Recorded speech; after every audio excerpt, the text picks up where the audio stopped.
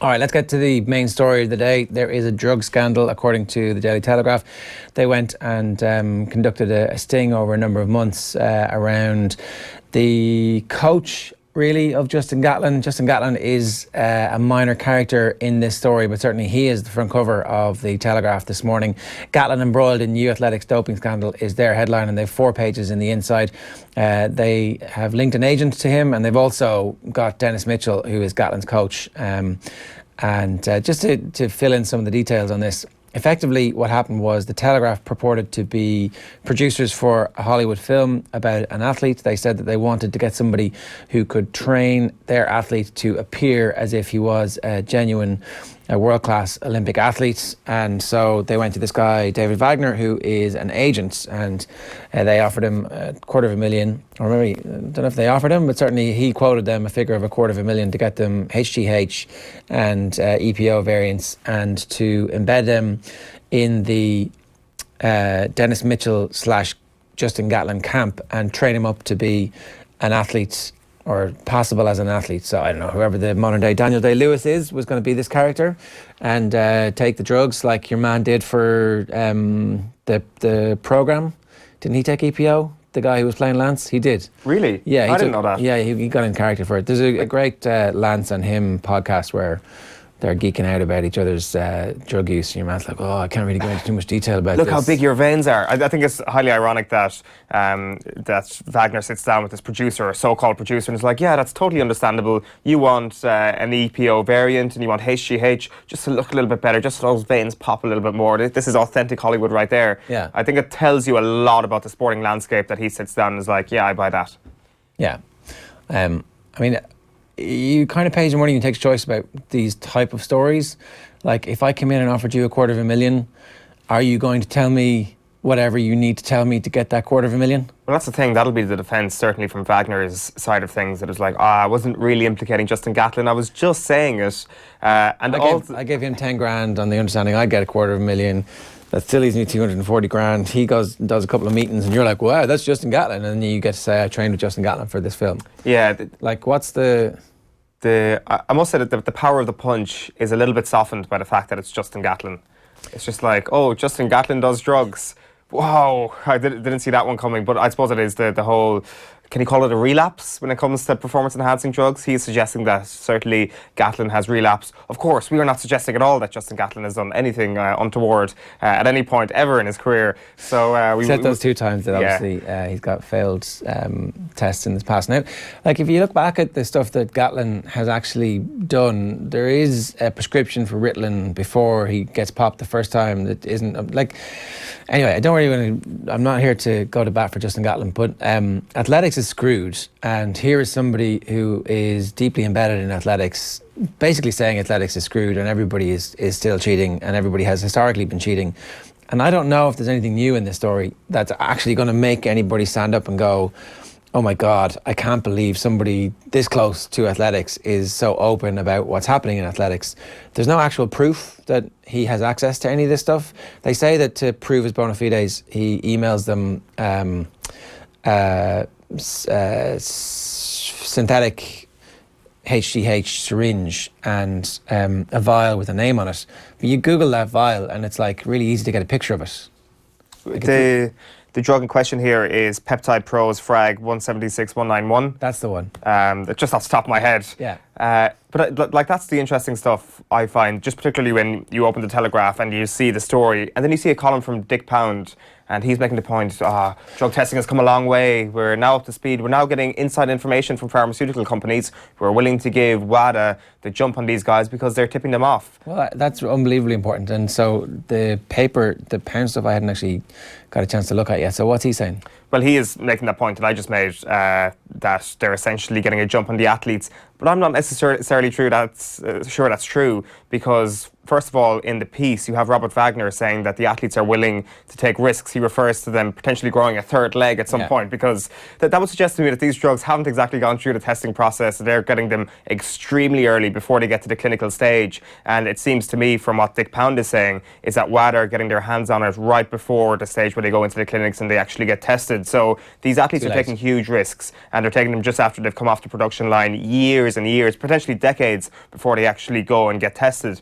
So that's a crucial information there. But also this idea of masking agents and synthetic drugs. First of all, that the synthetic drugs aren't testable, they aren't detectable. And second of all, that these masking agents work, and they still work. It's the oldest trick in the book. Well, certainly back into the 90s, you take your EPO and then you take another substance to mask any effects of the EPO. And sometimes the masking agent might actually be detected. At this point now, you've got synthetic drugs where it's all put in together, and this synthetic product isn't testable at all. It isn't detectable. So from what Pound is saying, he is, of course, giving the whole PR line. Of course, he's come from a WADA background, that things are okay. He is admitting that there's a long way to go, but I think we're a much longer way away from the final destination than Pound actually realises. Yeah, I'd say he's got a fair handle on how far we are away. This is an unwinnable war. You're never actually going to stop people taking drugs, and what you need to do, as Ross Tucker would always say, is finance a group of people whose job it is to go and find out what is actually in the marketplace,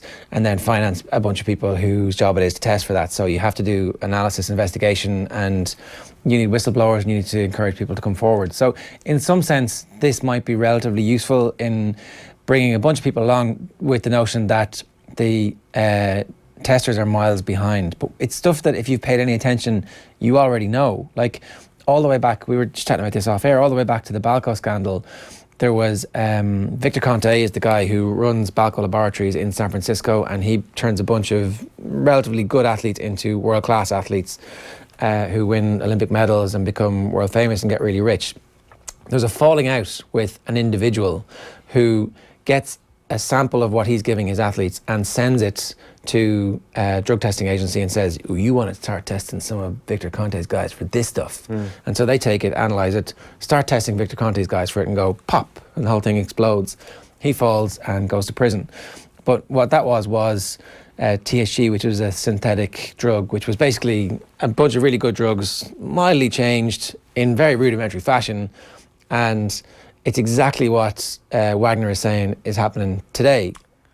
So the prototype is, you get a drug that really works, you alter it a little bit, you take that, see if it has any impact, it turns you into a superstar, and then you test it to see if you can actually, it's detectable. It's not detectable, away you go and you never get caught, and you win loads of goals.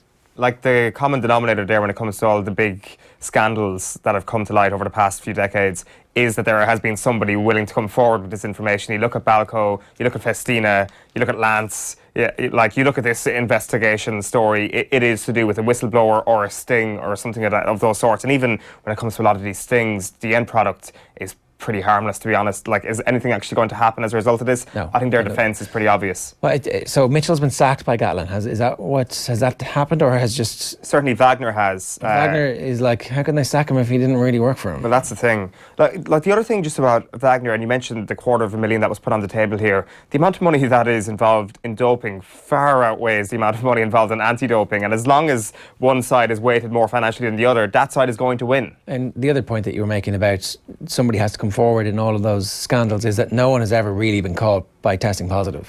Like, dope testing is an intelligence test, and if you can pass a simple IQ test, you're going to be able to dope properly. Like, the science and the way Dennis Mitchell described it doesn't really sound like he fully understands exactly what's going on, when it's like whatever language he was using around DNA, and I was like, that's not really how that science works, I don't think, Dennis. But like, you've got the basic substitute one thing in and it changes. But anyway, he seems to have managed to pass the intelligence test most of his life. Just in case you don't know who Dennis Mitchell is, though, the Telegraph have this very handy thing on their website. An Olympic gold medalist, two-time world champion, Dennis Mitchell may be best remembered for the bizarre excuse he gave when he was caught with high levels of testosterone in his blood. He tested positive in 1998 and then blamed the effects of drinking beer and having sex with his wife 4 times on her birthday because she deserved a treat. Now, that's ridiculous enough, but the best part is his excuse was accepted by the USA Track and Field, who were like, that's what happened. That's why you were massively over the limit of testosterone. Luckily, the IAAF said no, and they banned him for 2 years. So the US track and field really come out of that one smelling of roses. And who's this guy, Wagner? He's got a really interesting backstory. He's an Austrian. He's seen life from both sides of the tracks, and that's a pun. After following his father into Austria's national railway, he turned his hand to sports journalism. I mean, right there, you know that this guy's dodgy, right? But anyway, eventually turned to managing some of the world's most famous track and field stars. Basically, there was a gold rush to try and become the agent of all of the Eastern Bloc athletes at the fall of the Berlin Wall. And so he drove a load of wine into East Germany, which he gave to a bunch of East German athletes in 1988 when the wall fell, signed them all up and became their agents, and has never looked back. Yeah, it's very interesting when you look at his repertoire and the athletes he's worked with. Obviously, you've got Gatlin, you've got Ben Johnson, but then you've got athletes who there has never been any kind of whispers of any negativity about. You've got the likes of Colin Jackson and Denise Lewis, both from the UK, involved with this guy, which is very damaging to them. I'd be very interested to see what they have to say, because essentially their clean reputation is being challenged massively by their association. Of course, the Telegraph said, and they correctly point out that there has been never any suggestion that these two people have been involved in anything like that. The most interesting thing about this person is that he's been involved with a training academy in Jamaica.